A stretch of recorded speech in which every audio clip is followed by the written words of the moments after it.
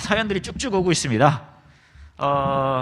고맙고요. 자, 저와 여러분이 2월 한 달 동안은 쓰담쓰담이라는 제목으로 어려운, 좀 쉽지 않은 상황 속에서 예수님이 우리를 어떻게 만나주시나 뭐 그런 이야기 하고 있어요. 베드로의 이야기를 저희가 쫓아가고 있는데요. 오늘은 그 세 번째 시간인데요. 오늘 함께 하실 이야기는 요한복음 21장 4절부터 10 잊어버리고 광고 하나 빼먹을 뻔했네요. 강영은님의 바이올린 연주회가, 강영은님의 바이올린, 다시 한 번 더 말합니다. 빼먹을 뻔했어요. 강영은님의 바이올린 연주회가 다음 주 토요일 날, 오는 토요일입니다. 있습니다. 2시에 예술의 전당이고요. 여러분, 강영은님은 진짜 되게 유명한 바이올리니스트. 여러분 다 아시잖아요, 그죠? 여기 봐요. 모르는 분 빼고 다 알아요. 그러니까 여러분에게 프리 티켓 드립니다. 무료니까요. 나가시는 길에 탁탁 집어가시면 되고요. 혹시나 나중에 한 수요일쯤에 알아요. 충청도 분들은 그런 게 있죠. 갈까? 그러면은 끝나고 난 다음이잖아요. 혹시나 마지막에 나중에라도 나 가보고 싶다 그러시면은요, 저에게 연락 주시면은 저희가 표 쏘도록 하겠습니다. 그래서 표 로비에 있으니까 하나씩 가져가시면은 감사하겠습니다. 큰일 날 뻔했네요. 자, 요한복음 21장인데요. 21장 4절부터요 17절까지 보도록 할게요. 4절부터 17절. 여러분 혹시나 아직도 사연을 보내시는 분들 계실 수 있을 것 같아서 제가 읽어드리도록 하겠습니다. 오늘 특별하게.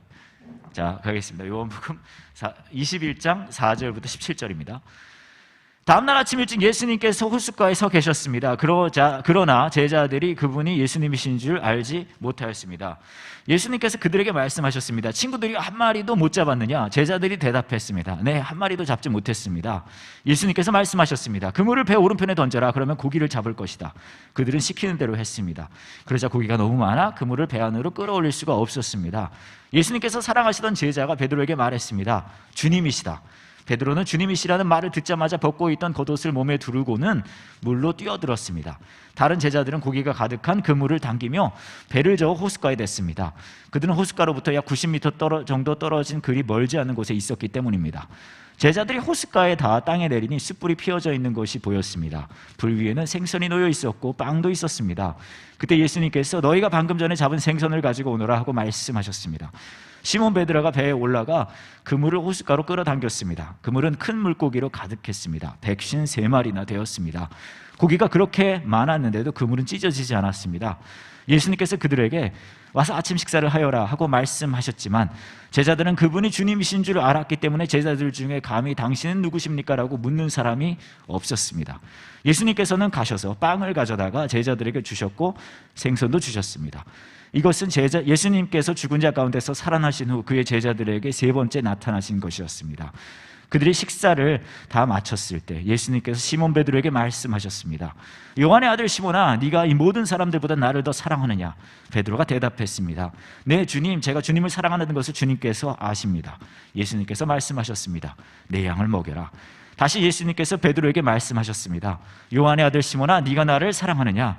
베드로가 대답했습니다. 네 주님, 제가 주님을 사랑하는 줄을 주님께서 아십니다. 예수님께서 말씀하셨습니다. 내 양을 돌보아라. 세 번째로 예수님께서 베드로에게 말씀하셨습니다. 요한의 아들 시몬아, 네가 나를 사랑하느냐? 예수님께서 자기에게 세 번씩이나 네가 나를 사랑하느냐고 물으셨기 때문에 베드로는 거의 울상이 되었습니다. 그리고는 예수님께 대답했습니다. 주님, 주님께서는 모든 것을 아십니다. 제가 주님을 사랑하는 것도 주님께서는 알고 계십니다. 예수님께서 베드로에게 말씀하셨습니다. 내 양을 먹여라. 이 이야기는 아마 교회를 좀 다니신 분들은 들어보셨을 이야기일 거예요. 그죠? 예수님께서 다시 살아나셔서 부활하셔가지고 베드로한테 찾아가는 그런 이야기예요. 그리고 물어보는 거죠. 너 얘네보다 나 더 사랑해? 이거 3번 물어보시는 내용입니다. 근데 이 내용을 조금 잘 실감나게 이해하려면 이전에 예수님과 베드로에 있었던 얘기를 아셔야 돼요. 그게 어떤 내용이냐면 예수님이 십자가를 지시기 전에 이제 파티를 하세요. 송별회인 거죠. 굿바이 파티. 제자들은 몰랐던 것 같아요. 막 하고 있는데 그때 베드로한테 예수님이 말하거든요. 닭이 울기 전에 너가 나를 3번 부인할 거야. 이렇게 얘기를 하세요. 그러니까 베드로가 우리 드로 형은 또 좀 성격이 있는 분이시라 안 돼요! 그러는 거예요. 안 돼요. 난 절대 안 그럴 건데요. 그런데 예수님 잡혀가고 나서 실제로 어떤 어린 소녀가 와서 얘기하거든요. 베드로한테 너 저기 나사렛 예수라는 사람이랑 같이 있는 거 내가 본 것 같은데? 그렇게 3번을 물어봐요. 그러니까 베드로가 그때 예수님을 부인하죠. 나 모른다고. 그러고서는 닭이 옵니다. 그러고 베드로가 막 울어요. 왜냐하면은 뭐랄까요? 그때 그게 베드로한테 큰 상처가 된 것 같아요. 왜냐하면 그렇게 자신이 있었는데 그 상황이 되니까 예수님을 부인해버리는 자신의 모습이 너무너무 큰 상처가 돼서 닭 울고 막 닭도 울고 나도 울고 그러고서는 너무 자신에게 실망해서 어떻게 되죠? 자기 고향으로 돌아가서 물고기 잡는 일을 이제 다시 하게 되는 그런 상황이 있었다는 거예요. 오늘 저와 여러분이 이야기할 주제는 우울한 거, 슬픔 그런 것에 대한 이야기를 조금 하려고 하는데 제가 좀 생각해 봤거든요. 우리는 왜 슬프고 왜 우울할까? 뭐 당연한 얘기긴 한데 베드로의 이야기랑 비슷해요. 뭐냐면 우리가 슬프고 우울한 이유는 실망할 때거든요. 나 자신에게 실망하고 상황에 실망하고 뭐 타인한테 실망하고 특별히 나 자신한테 실망하는 게 굉장히 큰 것 같아요. 베드로가 나 부인 안 할 건데요 하고선 3번 부인한 것에 실망하고 굉장히 힘들어했던 것처럼 근데 나 자신에게 실망하는 일은 계속 있을 수밖에 없잖아요. 저는 이제 아시는 분 다 아시겠지만 중학교를 마치고 이제 이민을 갔어요. 미국으로 온 가족이. 근데 이제 제가 그때 고등학교를 미국에서 다니고 있었는데 저희 집이 좀 경제적으로 좀 쉽지 않아서 제가 이제 일을 해야 했거든요. 그래서 월요일부터 금요일까지 저녁 5시부터 10시 주 5일을 이제 식당에 가서 일을 한 거예요. 접시 닦기를 했거든요. 그걸 이제 했는데 그러다 보니까 어떤 일이 발생하냐면 이제 학교 아침에 갔다가 오후에 와서 5시에 출근한 다음에 10시에 오고 그때 숙제하고 막 그러면 피곤하잖아요. 다음날 학교를 가면 1, 2교시는 거의 자요. 피곤하니까. 근데 또 제가 담대해져서 뭔가를 또 익숙해지면 담대해지지 않겠습니까? 그냥 자는 게 아니라 제가 어떻게까지 했냐면 그 당시 제가 별명이 있었는데 필로우 선이었어요. 제가 조그만 비계를 가지고 다녔거든요. 어차피 잘 거면 편하게 자자. 그래서 1, 2교시를 그냥 꺼내서 내리 잔 거예요. 한참 이제 그러다가 이제 선생님이 너 한 번만 내가 너 비계 보면 너를 가만두지 않겠다. 그분이 사명감이 생긴 거죠, 저한테. 그래서 이제 그때부터 비계를 안 가지고 다녔는데 어찌됐건 간에 그러다 보니까 성적이 막 엄청 잘 나오지는 않는 거예요. 근데 오해하실까 봐 말씀드리는데 꽤 잘 나오긴 했어요. 저 되게 명문대 나왔어요. 몰랐죠? 네, 미국에 내노라 하는 학교를 제가 다녔습니다. 근데 그 정도 학교 갈 정도 성적이 나왔는데 어느 정도는 아니었냐 하면 막 4.0 그런 거 있잖아요. 올 A 감이 안 와요? 올수 이런 게 감이 오시는구나. 올수 다 100점 그 정도는 아니었거든요. 근데 이제 제가 다니던 그 한인 교회에 디나라는 애가 있었어요. 디나 실명 막 얘기합니다. 디나가 이거 안 볼 것 같거든요. 근데 디나는요 다 올수 받는 애거든요. 4.0에 전부 맨날 100점만 맞아요. 뭐 나쁘지 않잖아요. 뭐 걔가 성적 잘 받으면 좋은 거니까. 근데 문제는 걔가 올 A 성적표를 받아오면 그거를 자기네 집 냉장고에 갖다 붙인대요. 뭐 그것도 그럴 수 있잖아요. 온 가족이 이제 보라는 거죠. 봐라, 새날이 밝았다. 난 4.0이다. 이런 거죠. 온 가족이 그걸 보고 기뻐하면 나쁘지 않은데 문제는 그걸 본 걔네 아버지, 저희 장로님이셨어요. 그 아버지가 걔네 아버지가 우리 아버지한테 얘기하는 거예요. 목사님, 우리 딸 디나가 이번에도 4.0 성적표를 냉장고에 딱 붙여놨네요. 딱 붙여놨 냉장고에 성적표를 왜 이렇게 갖다 붙이는지 모르겠어요. 막 그러는 거예요. 그러면 이제 거기까지 뭐 저희 아버지가 듣고서는 축하합니다. 그럼 될 걸. 아버지가 와서 저한테 얘기하는 거죠. 야, 써니야, 나는 언제쯤 네 성적표가 냉장고에 붙는 걸 볼 수 있겠니? 근데 여러분, 저는 제 성적표를 주로 냉장고 안에 보관했거든요. 성적 싱싱하라고. 그러니까 막 너무 화가 나는 거예요. 또 막 그러고 힘들고 일하고 힘드는데 성적까지 잘 막 언제 냉장고에 붙이냐 이런 얘기 하니까 4.0은 받아야 된다는 거죠. 제가 너무 화가 나고 막 우울하고 그래가지고 디나를 만났어요. 야, 디나야, 만나서 얘기했죠. 너 지금 네가 하고 있는 짓이 얼마나 전 인류에게 해가 되는 짓인지 아니? 너 성적표 그거 냉장고에 그만 붙이라고. 너 진짜 나쁘다. 너 그거 하지 마라. 막 뭐라고 그랬어요.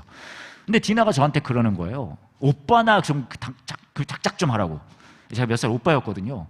오빠나 작작 좀 하라는 거예요. 그래서 아니 내가 무슨 잘못을 했냐, 난 너한테 해를 끼친 적이 없다. 그랬더니 디나가 오빠가 지금 하고 있는 짓이 얼마나 지금 많은 사람한테 고통이 되는지 모르겠다. 그랬더니 얘가 그러는 거예요. 오빠, 내가 4.0 성적표 받을 때마다 냉장고에 딱 갖다 붙여놓으면 우리 아빠가 뭐라 그러는 줄 알아? 이렇게 말한단 말이야. 야 디나야, 4.0 성적표 받아서 냉장고에 붙이면 뭐하냐, 저기 김 목사님네 아들 써니는 집에 돈을 벌어온대더라. 그러니까 디나도 우울하고 저도 우울해요. 뭐 일을 해서 돈을 벌어오면 성적이 부족해서 뭐 그런 거잖아요. 성적이 잘 나오면 일을 안 하니까 실망스러운 거예요. 나 자신에게 기대에 못 미치는 게 실망스럽고, 나 자신이 좀 작아 보이고, 그런 실망스러운 상황이 이제 우리한테는 우울함으로 오는 거죠. 슬프고. 제가 좀 가벼운 케이스로 여러분에게 말씀을 드렸지만, 여러분의 삶에도 그런 좀 자신에게 실망하고 그런 상황들이 있을 수 있잖아요. 그러니까 슬프고 우울한 거거든요. 근데 오늘 이야기를 보면 흥미로운 게, 그렇게 슬프고 우울해서 고향으로 가서 물고기 잡는 거 하고 있는 베드로한테 예수님이 부활하신 다음에요, 찾아가요. 찾아가서 오른쪽에 한 마리도 못 잡고 있는데 오른쪽에 던져라. 그래서 물고기 많이 잡.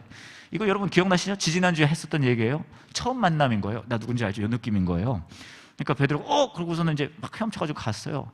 그러니까 예수님이 그러는 거예요. 베드로한테 아까 얘기했듯이, 너 여기 있는 애들보다 나 더 사랑해? 이거 몇 번 물어볼까요? 3번 물어봐요. 근데 여러분, 이거 여러분 어떻게 들으셨는지 모르겠지만 예수님 진짜 집요해요.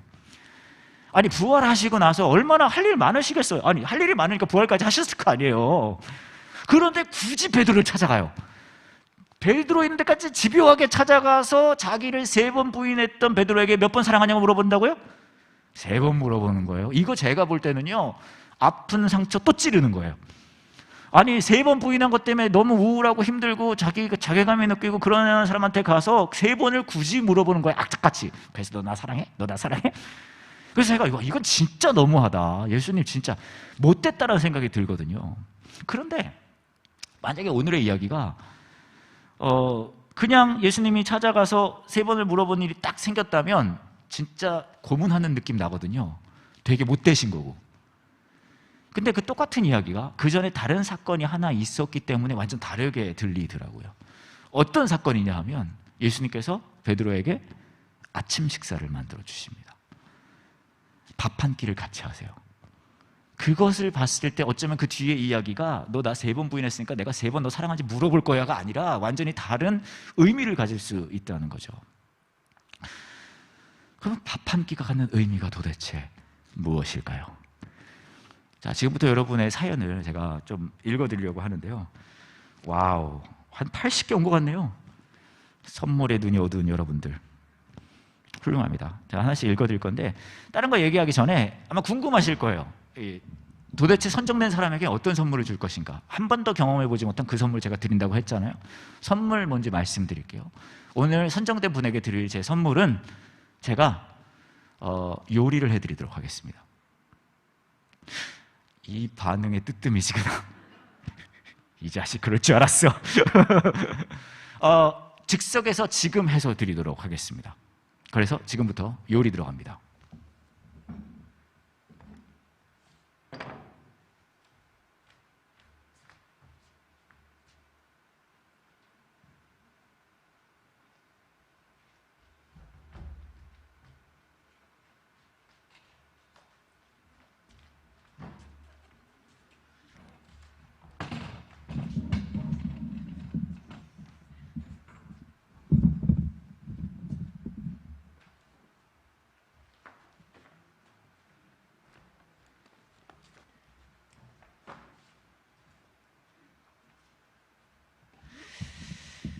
아마 사연 보내신 분들은 지금쯤 후회하실 거예요.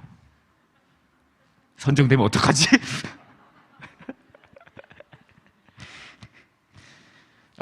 갑니다.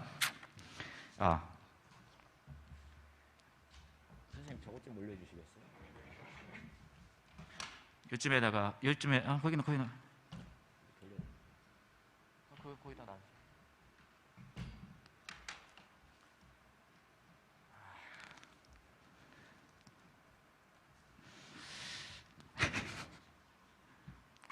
저희가 4번째 하거든요.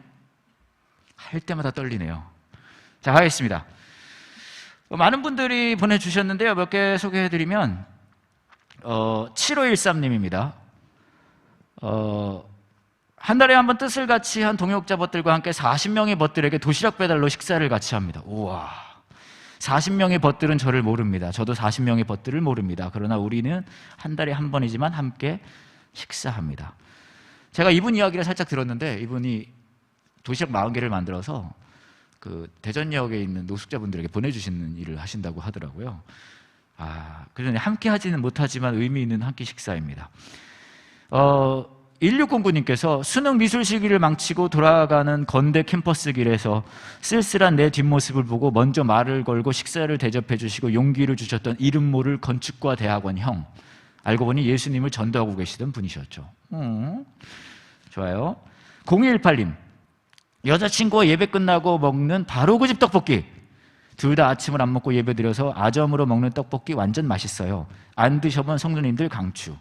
가로하시고 광고 아님이라고 해주셨고요. 그리고 4377님, 이런저런 이유로 언성을 높이게 되고 1년 넘게 대면 지냈던 집사님 댁에 제가 이사하게 되며 이사한다는 말과 그간 내 마음을 전하며 얼마 후 집사님 댁 근처에 가게 되어 전화하니 집에 들려 밥 먹고 가라 하셔서 그렇게 들어가 집사님이 바쁘게 해주신 스파게티를 먹고 어색한 듯 다행인 듯 마음을 놓으며 식사를 하고 이말저말 떠들며 서로 바라보며 웃었네요. 집에 갈 때 우엉조림을 양껏 싸주시며 대전 오면 집 비번 가르쳐 줄 테니 돈 주고 뭐 사 먹지 말고 집사님 퇴근 전까지 차 마시며 기다리라고 또 밥 해주신다고 유유. 좋습니다. 3242님, 교회 목사님이랑 목사님 가족들이랑 먹은 피자, 힘들었을 때 저를 초대해 주시고 가족들의 그 화목한 분위기에 마음이 정말 녹아내린 날이었어서 기억에 남아요 라고 보내주셨고요. 0544님, 기억에 남는 식사는 지난해 서울로 취업해서 간 아들과의 직장생활 하기 전 함께한 식사 해주셨고, 그 다음에 9880님, 주말 예배가 끝나면 엄마와 동생과 함께 매주 일요일 점심을 수통골에 있는 오리불고기를 먹는 게 생각납니다 라고 오리불고기 홍보 멘트셨고요. 8012님, 남자친구와 헤어질 뻔한 날이 있었습니다. 서로 기도하고 다시 만나기로 한 날 많은 눈물과 함께 대화를 나누고 늦은 점심으로 먹었던 김밥이 가장 기억에 남습니다. 지금은 제 남편이 된 남자친구에게 그때 마음을 돌이켜서 고맙다고 전하고 싶어요 라고 8012님께서 보내주셨습니다. 그리고요 5263님, 부모님이 30년 전주 생활을 접고 작년에 제가 있는 대전으로 이사하셨어요. 이사하던 날 함께한 첫 식사가 지금 기억나네요. 어릴 때 모교회 이후로 다시 함께하는 교회에서 매주 같이 예배드리게 되어 참 감사해요 라고 보내주셨고요. 참고로요, 이 상품은 현장에 있는 분만 드릴 수 있습니다. 온라인으로 보내주신 분들 죄송해요. 그러니까 교회 오지 그랬어요. 편하게 앉아서 예배드리니까 좋아요? 죄송합니다. 0758님, 미국에 처음 한인교회를 가서 예배 끝나고 했던 식사예요. 한국에서는 그렇게 좋아하지 않던 음식이었는데도 맛있게 먹었던 기억이, 특별히 한국 학생들 온다고 더 푸짐하게 준비해 주셨고 모든 성도님들의 사랑을 가득 받고 봤던 기억이 아직도 뭉클합니다 라고 보내주셨고, 1학년 때 기독교 동아리 IBF 선배와의 식사가 기억에 남습니다. 이 동아리만의 특징이 있는데 선배들이 후배에게 밥을 사주면 굳이 후배가 다음에 선배에게 밥을 안 사줘도 됩니다.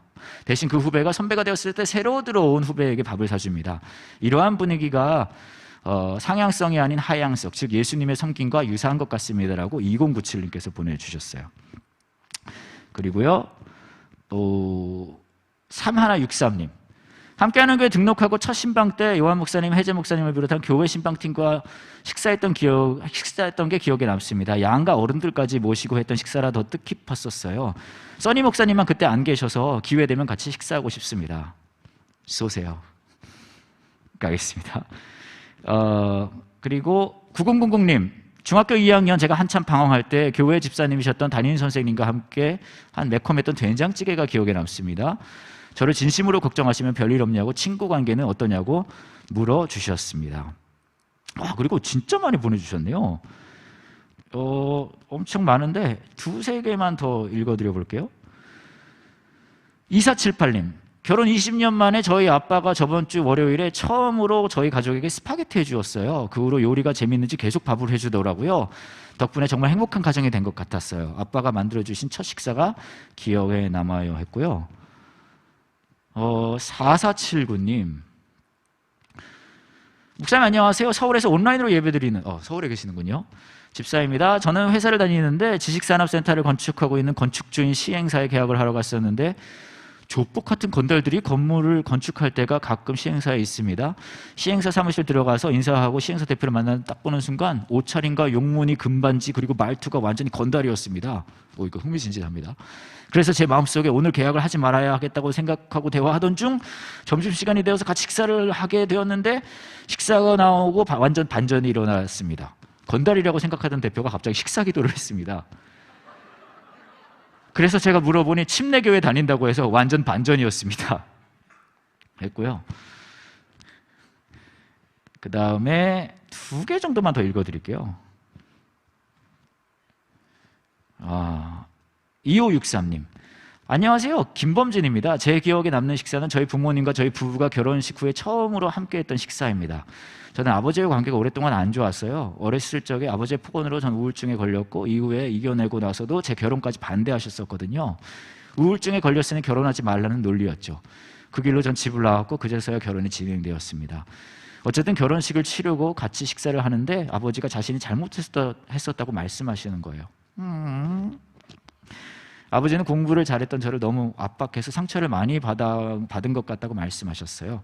그래서 제가 아버지 탓이 아니라고 경쟁만 하면서 살아왔던 아버지의 시대가 불운했던 거라고 말씀해드렸어요. 그날 가족들 모두가 울었고 그제 아버지와의 관계가 회복될 수 있었습니다. 그게 제 기억에 남는 식사였던 것 같아요. 고맙습니다. 하나만 더 읽어드릴게요. 8794님, 선임 목사님 안녕하세요. 한 번도 이런 문자 보내본 적이 없는데 아주 특별한 선물이라고 해서 선물이 너무 탐나서 문자 보냅니다. 8794님, 현장에 계십니까? 혹시 8794님? 안 계세요? 못 받으십니다. 8794님. 저는 간호대학생으로 매주 대학병원에서 실습을 하고 있는데요. 하루 9시간 실습을 하고 주로 서서 실습을 하다 보니 식사 시간이 너무 즐겁고 귀하게 느껴집니다. 실습 중 하는 식사는 누구와 먹어도 병원 밥을 먹어도 언제나 기억에 남고 소중해요. 간호사가 되면 일을 하다가 밥을 먹는 것 불가능한데 실습 학생일 때라도 열심히 식사하려고요. 앞으로 고생하게 될 예비 간호사에게 선물 주세요. 목사님들 감사합니다. 못 드립니다. 죄송합니다. 다음에 드릴게요. 더 많이 보내주셨는데 제가 한 분만 이분께 읽어드릴게요. 2621님, 학교에서 전화가 왔어요. 어머님, 아들이 점점점 했어요. 네, 죄송합니다. 으악! 이미 잔뜩 움츠려 있는 아들의 얼굴을 보니 우선 밥부터 먹여야겠다는 마음이 들더라고요. 나가자! 어디? 밥 먹으러. 그날 저희는 육즙 가득 품은 소고기 먹었습니다. 참 맛있었습니다. 왜 화가 났었는지 문제가 있었거나 했던가 잊어버릴 만큼 움츠려들었던 아이의 얼굴에도 다시 생기가 돌았어요. 그날 이후 아들에게 하고 싶은 말이 있으면 잔소리 대신 먼저 고기를 먹입니다. 좋으네요. 아들 되고 싶습니다. 저도. 262 하나님, 혹시 현장에 계십니까? 여기 계시네요. 262 하나님께 제가 선물 드리도록 하겠습니다. 박수 부탁드릴게요.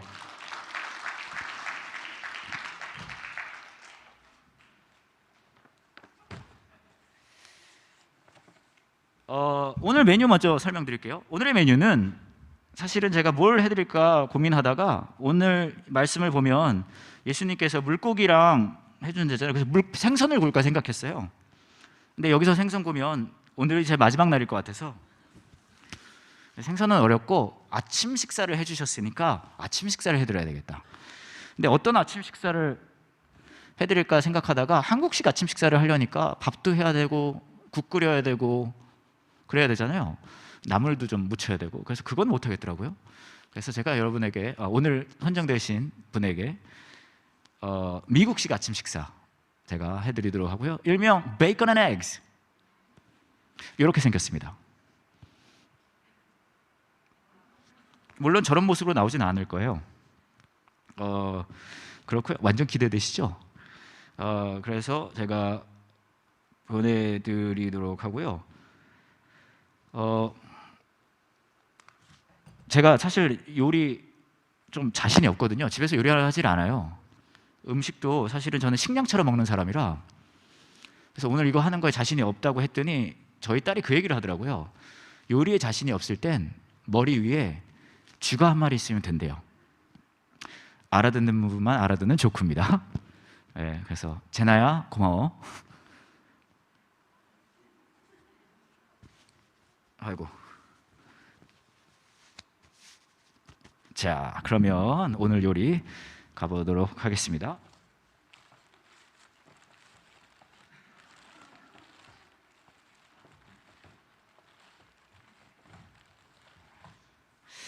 위생은 지켜야 되니까요.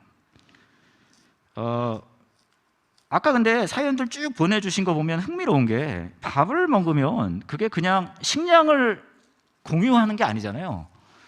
그런 이야기들을 쭉 보내주신 걸 보면 무언가가 그 사람과의 스토리가 있어요. 공감이 있고 마음의 나눔이 있다는 것을 저희가 알 수 있어요. 그러니까 이렇게 여러 이야기들, 물론 저한테 보내주시지 않은 분들도 사시다 보면 누군가의 밥 한 끼가 기억에 남는 분들이 분명히 많이 계실 것 같거든요. 그래서 생각해보면 예수님께서 베드로를 찾아와서 그냥 너 3번 나 부인했으니까 너 3번 사랑했으니까 그냥 말하는 게 아니라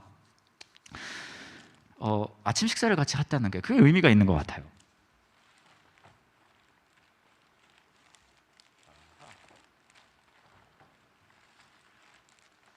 자, ASMR 인서트 나가고 있나요? 좋습니다.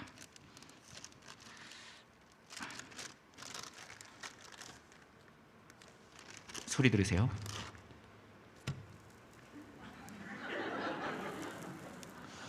소리가 잘 안 나네. 오.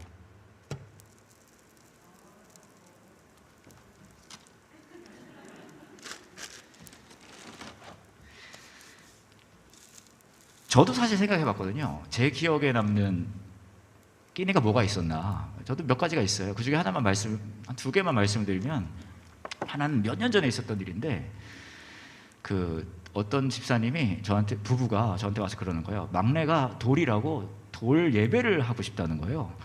그래서 알겠다. 그때 저는 돌 예배를 해본 적이 없었는데 알겠다 그랬어요. 준비를 잘 해보겠다.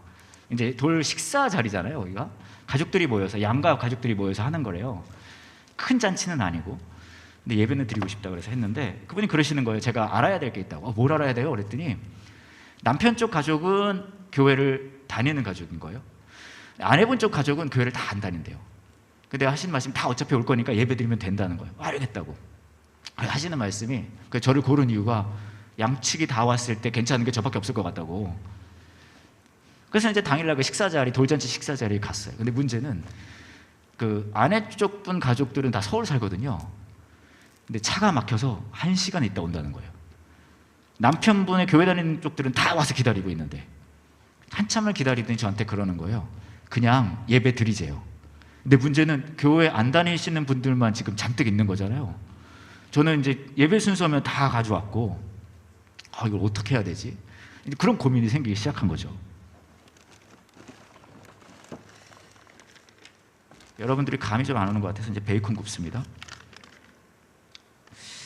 ASMR 준비해 주시고요. 온라인으로 보시는 분들 귀 쫑긋 세워주세요.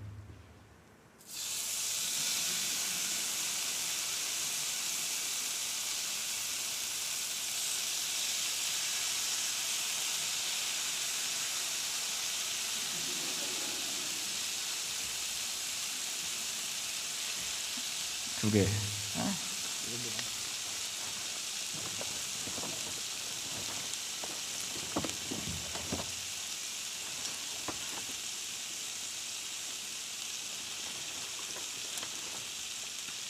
그래서 제가 어떻게 해야 하나 고민을 했어요. 잠깐의 순간에 준비해온 예배 과정을 다 해야 하나, 찬송가 부르고 뭐 하고 근데 못 하겠더라고요. 왜냐면 교회 안 다니시는 분들인데 그걸 어떻게 해요? 그래서 어떡할까 고민을 하다가 제가 뭘 했냐면 이렇게 말씀드렸어요. 우리 오신 분들, 제가 예배 절차는 준비했는데 그건 안 할게요. 대신에 오신 분들 다 우리 이 아이를 축복하려고 오신 분들이니까 돌아가면서 한 명씩 아이에 대해서 덕담을 한마디씩 해주세요 라고 말씀을 드렸어요. 처음에는 그냥 그렇다고 그냥 담담하게 하시더라고요. 그래서 한 명씩 돌아가면서 아이에 대한 덕담을 하기 시작합니다. 근데 그러다가 이분들이 감정이 격해지기 시작한 거예요. 막 하다가 삼촌 되시는 분이 갑자기, 사실 나 어렸을 때부터 형이 참 미웠는데 이 아이 보면은 형 많이 닮은 것 같아서 너무 미웠는데 미안해, 나 너 잘 됐으면 좋겠다, 나중에 내가 너 용돈 많이 줄게, 막 그렇게 가고, 할머니가 갑자기 나 사실 너 처음 시집 왔을 때 마음에 안 들었지만 이 셋째까지 낳고 고생하는 거 보니까 내가 참 미안하다는 생각이 든다, 그리고 막 또 우는 거예요. 그리고 마지막에 엄마 아빠까지 가니까 막 서럽게 울기 시작하는 거예요. 얘가 막둥인데 계획하지 않았던 애래요. 그러더니 엄마 아빠가 그러는 거예요. 미안해, 너를 계획하지 않았어. 그러고서는 이제 제가 기도해주고 이제 마무리가 됐는데, 근데 그런 생각이 들더라고요. 그 과정 중에 이게 만남이라는 것이, 이제 그때도 식사 자리였으니까 어쩌면은 무언가 진짜 밥을 나눠 먹는 것보다 누군가를 위한 마음이 있기 때문에 이렇게 함께하는 게 있을 수 있겠구나, 그런 생각이 들더라고요.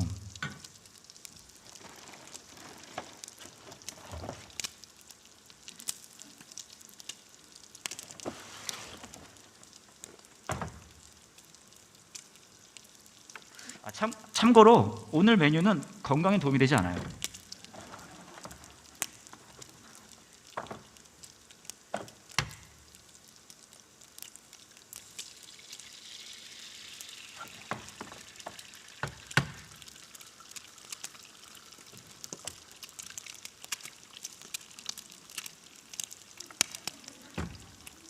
계란은 망한 것 같아요.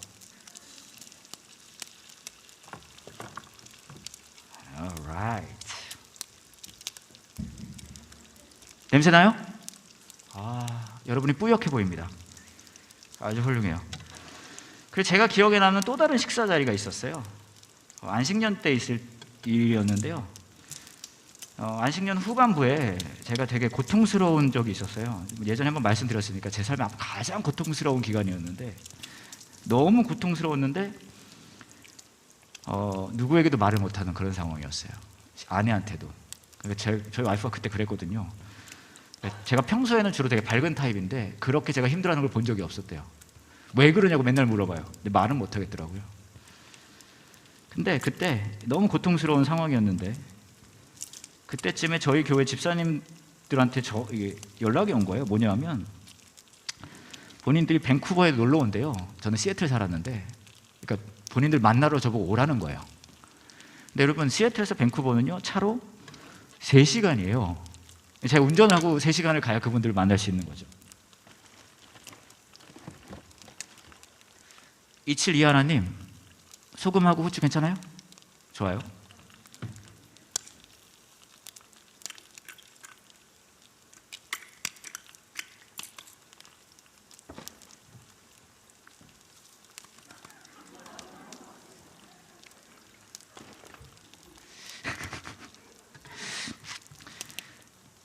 그래서 너무너무 가기 싫었는데 어떡하지 하다가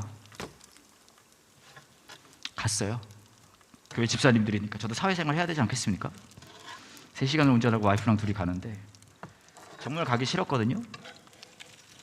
근데 막상 가서 그분들하고 밥 먹고 얘기 나누고 하다 보니까 제가 너무 행복한 거예요. 너무. 정말 그렇게 행복한 게 그 2주 동안에 처음이었어요. 얼마나 제가 행복했냐 하면, 끝나고 나서 이제 집으로 운전하고 오는데 저희 와이프가 그러는 거예요.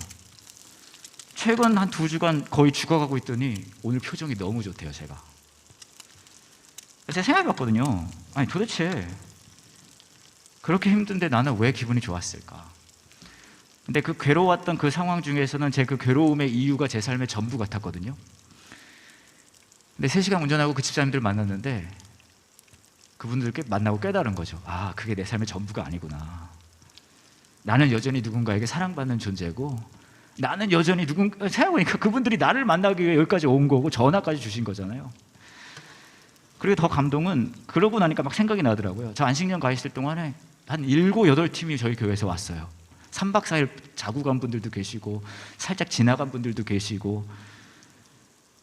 근데 생각해보니까 내가 뭐라고 그분들이 이 미국 여기까지 나를 찾아왔을까? 보리떡교회 한 집사님 부부는 휴가를 내가지고 아예 오셨어요. 그래서 제가 물어봤거든요. 제가 집사님 위해서 여기 관광할 거 다 알아봤고 했다고. 근데 한번 그럼 같이 가시면 좋냐고. 그랬더니 그분이 그러시는 거예요. 사실 그 동네 다 보셨대요. 그래서 제가 그러면 누구 만나러 가는 길에 저한테 들르신 거냐고. 아니래요. 만날 사람 저밖에 없다는 거예요. 그럼 왜 오셨냐? 관광한 것도 다 보셨고 뭐죠? 누구 보러 가는 길도 아닌데. 근데 그분이 그러시더라고요. 써니 목사님 만나러 왔죠.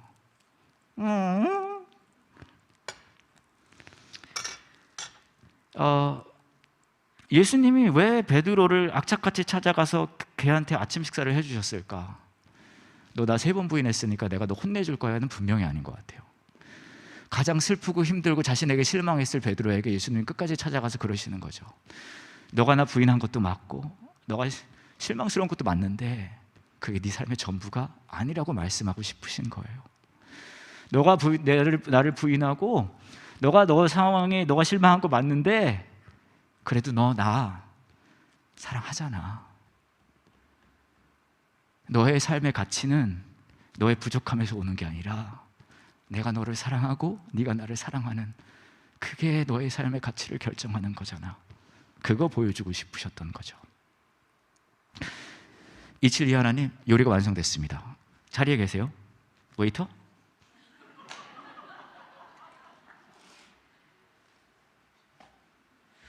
냄새. 5번 테이블에 저기 계신 승려분께 하나는 직접 드시고 하나는 그 아드님 가실 때 팀 놓고 가셔도 굳이 막진 않겠습니다.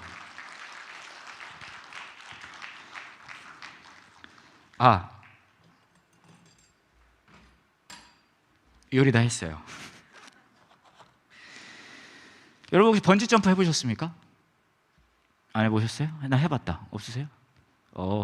막 사시는 분들 몇 분 계시네요. 전 2번 해봤어요. 한 번은 진짜 한 번 해보고 싶어서 했고요. 한 번 했더니 이거는 인간이 할 짓이 아니더라고요. 너무 무섭고 힘들었어요. 다시는 하지 말아야지 했는데 때마침 저희 교회 자매들이 저한테 어렸을 때 얘기입니다.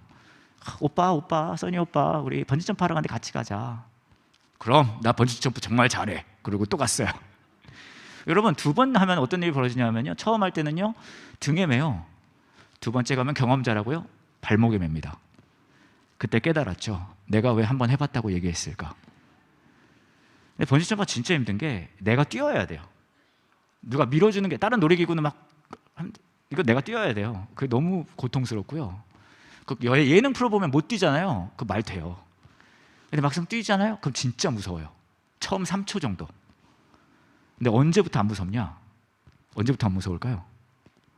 줄이 느껴질 때부터. 그때부터는 재밌어요. 여전히 공중에 떠 있지만 막 날아다니거든요. 줄이 매달려 있으면 그게 느껴지면 괜찮아요. 내 삶에 가장 실망스럽고 슬프고 우울할 때는 아무것도 느껴지지 않을 때인 것 같아요. 두렵죠. 내가 작아 보이고. 근데요, 여러분 잘 들으세요. 베드로에게 악착같이 쫓아가셔서 밥 채먹여가면서 챙겨 먹어가면서 너 나 사랑하지라고 했던 그 예수님의 집요함은 저와 여러분에게도 동일하거든요. 끝까지 쫓아와서 그렇게 말씀하실 거예요. 내가 너 붙들고 있어. 내가 너를 놓지 않을 거야. 너 나 사랑하지? 너를 향한 나의 사랑은 변하지 않아. 제가 이런 엉뚱한 짓을 지금도 하지만 10여 년 전에는 더 열심히 했거든요. 그때는 또 제가 젊지 않았겠습니까? 근데 하다 보니까 힘들어하시는 분들도 계셨어요. 그래서 막 교회 떠나신 분들도 계시고, 막 제가 막 맨발로 설교하고, 그럼 막 말 실수하고 막 그랬어요. 저희 교회는 또 방송 설교가 나가거든요. 극동 방송에. 제 설교는 안 나가고 있어요. 왜냐하면 방송 부적격 판정을 받았기 때문에. 어떤 분은 막 저희 가까운 교회 찾아와가지고 저 막 나오라고, 김선희 나오라고 막 그러는 거예요. 근데 때마침 전 없었어요. 길승 목사님만 있어서 제가 잘했다 그랬어요. 막 그런 일들이 벌어지는데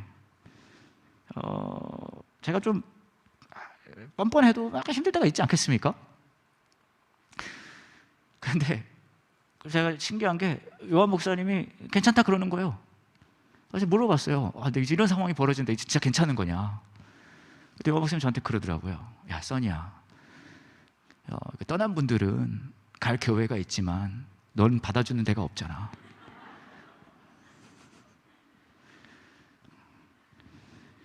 물론 뭐 힘들어하시는 분들도 계실 거고, 여러분들 중에 그런 분들도 있을 수 있으세요.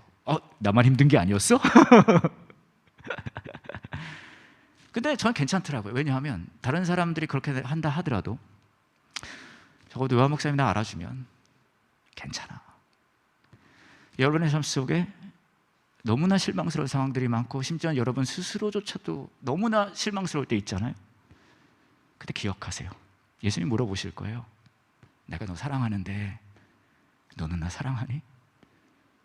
사실 그렇지 않습니까? 예수님만 알아주면 괜찮잖아요. 그 십자가의 사랑을 가장 우울하고 절망적인 그곳에서도 기억할 수 있는 저와 여러분 되기를 원합니다. 같이 기도할게요.